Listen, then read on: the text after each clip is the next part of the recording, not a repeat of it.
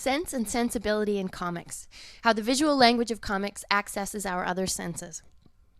Reading comics for their expressive potential, thanks Will Eisner, Comics and Sequential Art, page 7, reveals how the visual language of comics accesses the other senses of a reader. Through the use of codified symbols that make up a grammar specific to comics, meaning is transferred between a creator and a reader at a pre-conscious level. The experience of looking at and reading comics privileges the visual, but it puts it to work. A reader engages holistically with the comic due to its ability to manifest and express tactility, sound, scent, and taste through sight.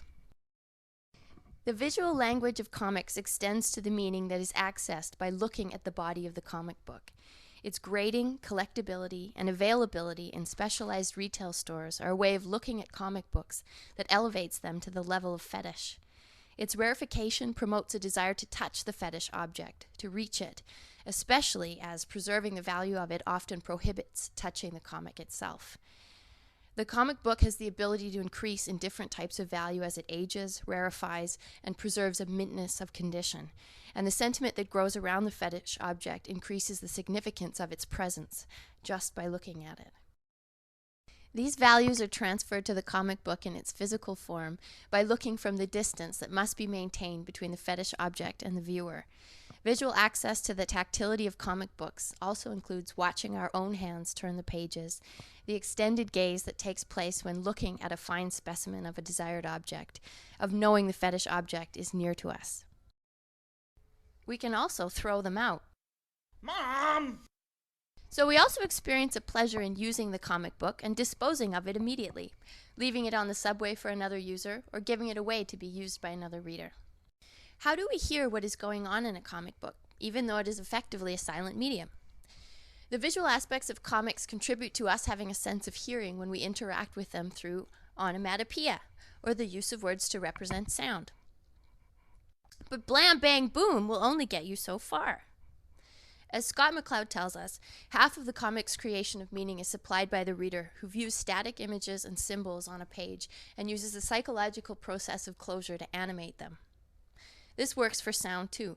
It allows us to believe someone has just made a little sound. The helpful icons of the speech balloon and the thought bubble have been so normalized by use in comics that they barely register to the Western reader as ways of telling us something has been thought or spoken. Font can also assume the quality of sound by enlisting aspects of visual language. Do you mean it? It's bold. I'm mad at you. It's icy. I'm sad. It's dripping with tears. Well, this sounds convincing so far, but how does the visual aspect of comics access our senses of smell and taste? The answer takes us back to how the visual aspect of comics works. The visual language of comics. Fun with semiotics. Comics use symbols, icons, and signs, as well as text and panel configuration to codify their message. Eisner describes how these make up the grammar and vocabulary of a visual language through which comics communicate meaning between an artist and the reader. But for this language to be effective, it must be common to both the creator and the audience, so that meaning is transferred suddenly, spontaneously, pre-consciously. Genius!